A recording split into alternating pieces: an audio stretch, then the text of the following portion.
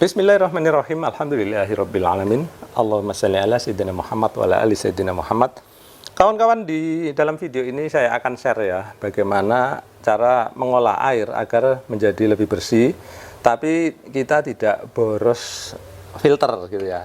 Jadi filter ini kan selalu menggunakan elemen seperti ini ya, kawan. Kalau untuk yang sedimen atau berupa kotoran padatan itu menggunakan jenis ini, apa istilahnya ya, spoon filter atau sering dibilang PP filter gitu ya. Kenapa PP? Karena biasanya terbuat dari polipropilen ya, kawan.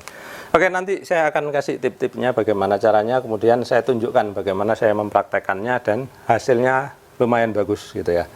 Baik, sebelumnya ya kawan, saya ingin ya ini curhat ya, mudah-mudahan didengar oleh pejabat BP Batam ataupun wali kota Batam gitu ya. Karena apa? Jadi gini kawan, dulu ya kita itu nggak pernah butuh filter kayak gini gitu ya.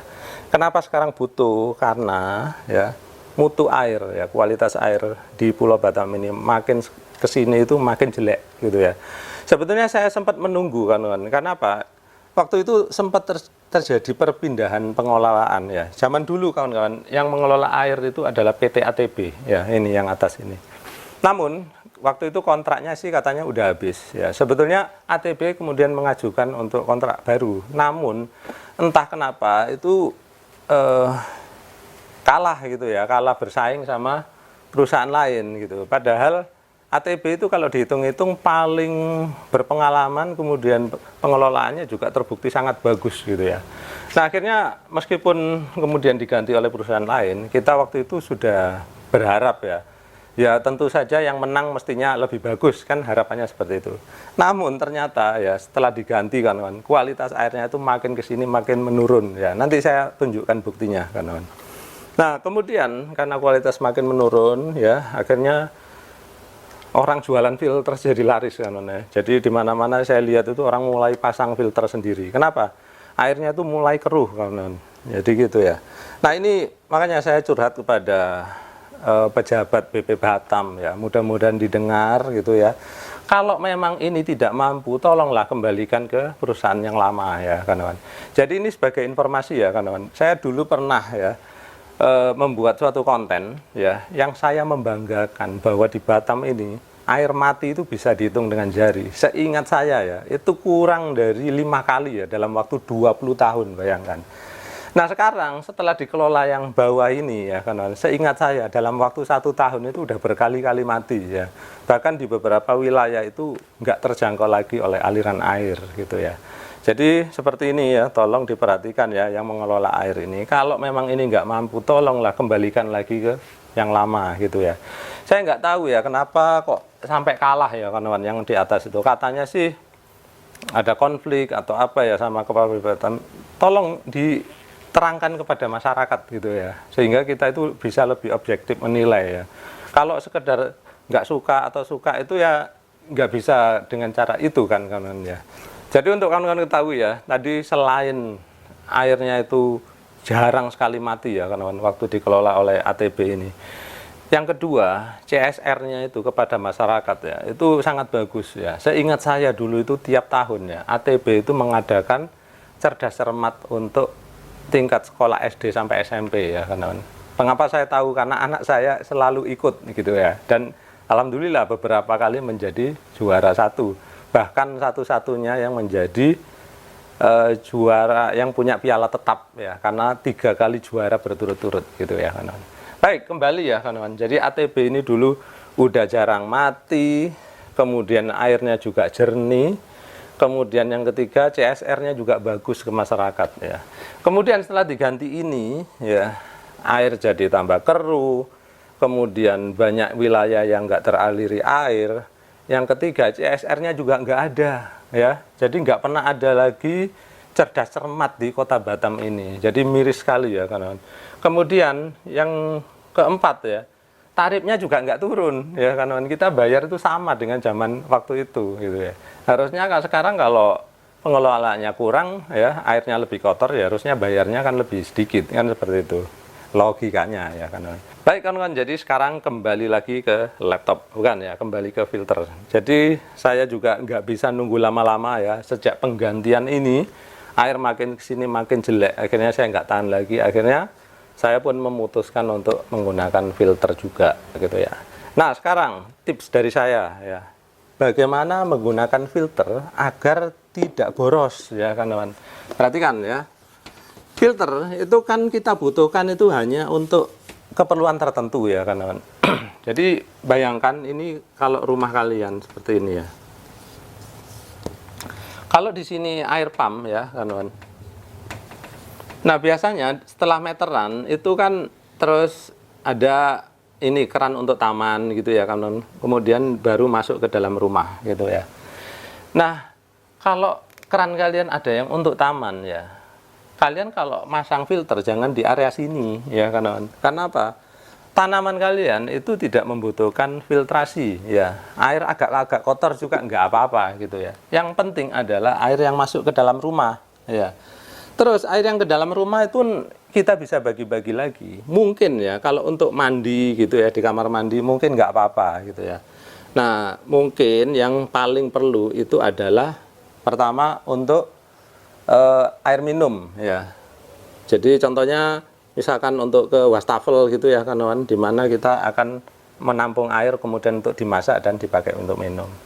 Kemudian yang kedua adalah misalkan untuk mesin cuci gitu ya.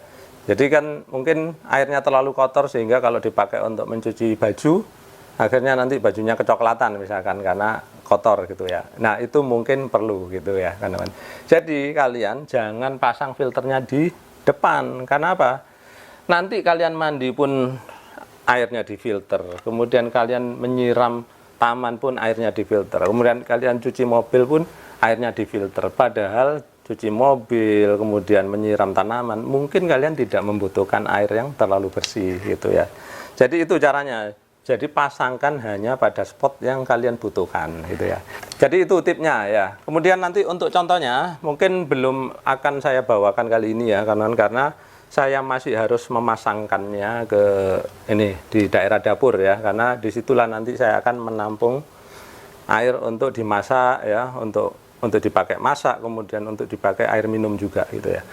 Kemudian ada yang mungkin bertanya-tanya dari kalian, Pak kenapa nggak beli air minum galon aja? Nah ini kawan-kawan, saya tadi itu baru saja ya nonton YouTube-nya Dr. Richard Lee ya, kemudian beliau mengundang salah seorang profesor dari Universitas Airlangga ya, dari Surabaya, itu menyatakan bahwa air yang ditampung atau diwadahi di botol galonan yang 20 literan atau 19 literan itu ternyata mengandung BPA ya. BPA itu bisphenol A, yang mana itu merupakan bahan untuk penguat plastik, polikarbonat terutama ya. Jadi memang untuk memperkuat plastik, tapi ternyata itu beracun, dan racunnya itu kalau terlalu lama kita konsumsi, lama-lama kita bisa saja terjangkit kanker, kemudian penyakit keturunan lainnya gitu ya kawan. Jadi ini luar biasa ya, saya pas juga mau masang filter, kemudian saya dengar berita itu, jadi saya udah rundingan sama istri ya, mungkin dalam waktu dekat kita nggak akan lagi mengkonsumsi air dari botol galon itu ya kawan. Jadi seperti itu. Nah sebetulnya kasus ini sudah pernah lama diangkat ya kawan. Namun nggak tahu kenapa tenggelam lagi ya. Saya takutnya BPOM ini nggak berani ambil tindakan ya. Padahal BPA ini ya kawan, itu sudah mulai dilarang untuk digunakan di luar negeri ya, terutama di Eropa, mungkin di Amerika juga. Nah entah kenapa di Indonesia itu masih nggak dilarang gitu oleh BPOM ya. Jadi ini bingung juga saya sama BPOM ini, kenapa sampai sekarang kok masih dibiarkan gitu ya. Nah kemudian kalau ada yang merasa oh nggak apa-apa kok Pak, polikarbonat itu kan kandungan BPA-nya rendah. Sekarang salah satu bukti ya kan, Aqua itu ya, itu katanya sih termasuk juga yang menggunakan BPA ini ya, maksudnya polikarbonat yang mengandung BPA ini. Jadi Aqua ini sekarang katanya mulai bikin air. Jadi Aqua ini katanya sekarang mulai menggunakan botol yang BPA free, maksudnya yang nggak mengandung BPA, tapi khusus untuk wilayah Bali dan Manado ya.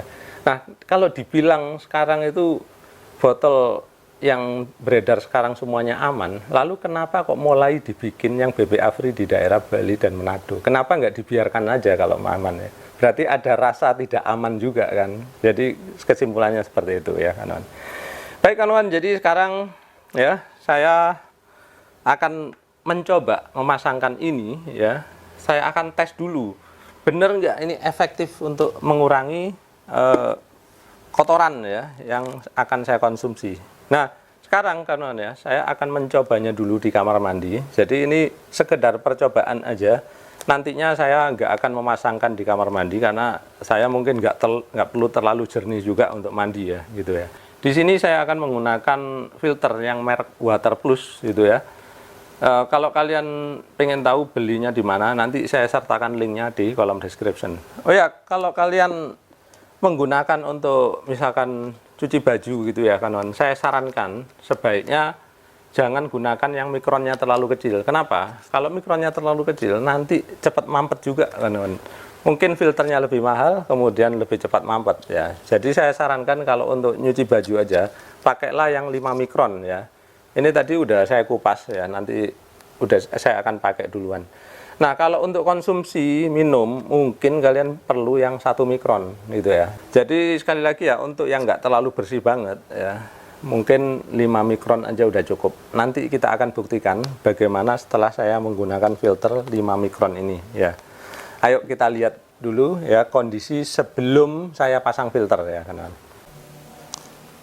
Baik, bisa dilihat di sini ya, ini kamar mandi barusan saya bersihkan, lalu saya isi penuh. Ini ketinggiannya kira-kira 1 meter ya. Perhatikan bahwa dasarnya itu hampir tidak kelihatan ya. Nah, ini untuk menguji, perhatikan saya akan cemplungkan ini ya, sikat gigi. Perhatikan nanti dia akan menghilang.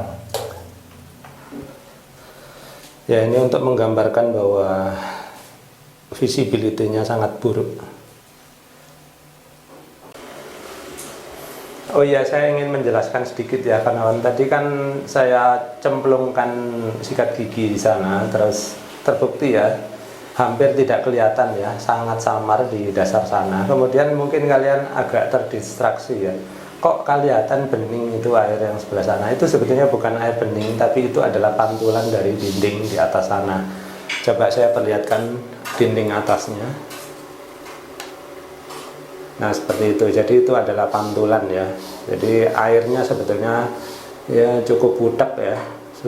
Nah, akhirnya ya dari kondisi yang tadi itu budak itu ya kawan, kemudian saya pasangkan dulu filternya ya. Kalian bisa lihat berikut ini.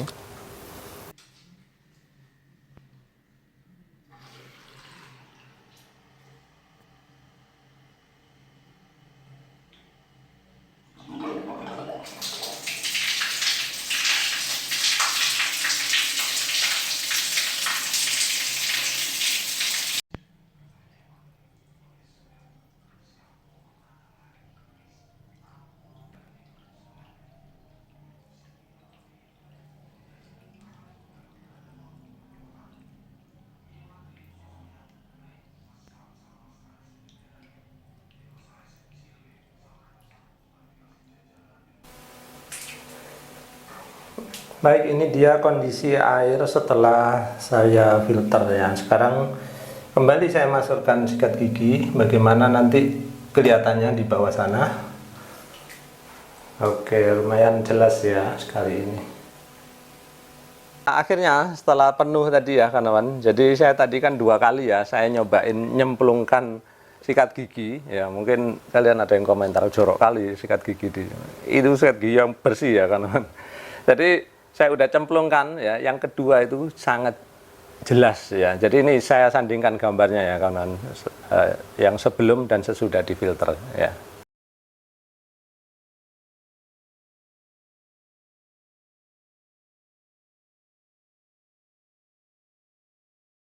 Sangat jelas ya perbedaannya kawan.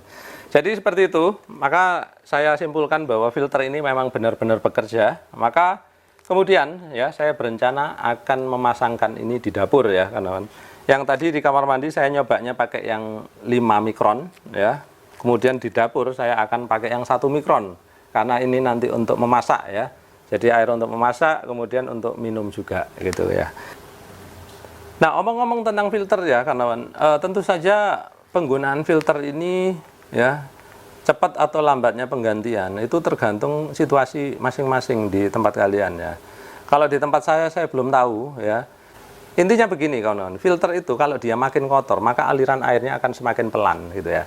Banyak yang bertanya ke saya, Pak, ini kenapa setelah saya pasang filter kok airnya pelan? Ya memang ya, kalau air di tempat kalian itu kotor ya pasti mampet ya, karena apa? Udah dipenuhi sama kotoran, akhirnya air susah mengalir ya. Itu udah logika biasa lah, kononnya nggak usah dikasih tahu lagi gitu ya. Nah, kalau memang udah kotor ya, filter yang seperti ini itu tidak untuk dibersihkan, tapi dia langsung dibuang, diganti baru gitu ya.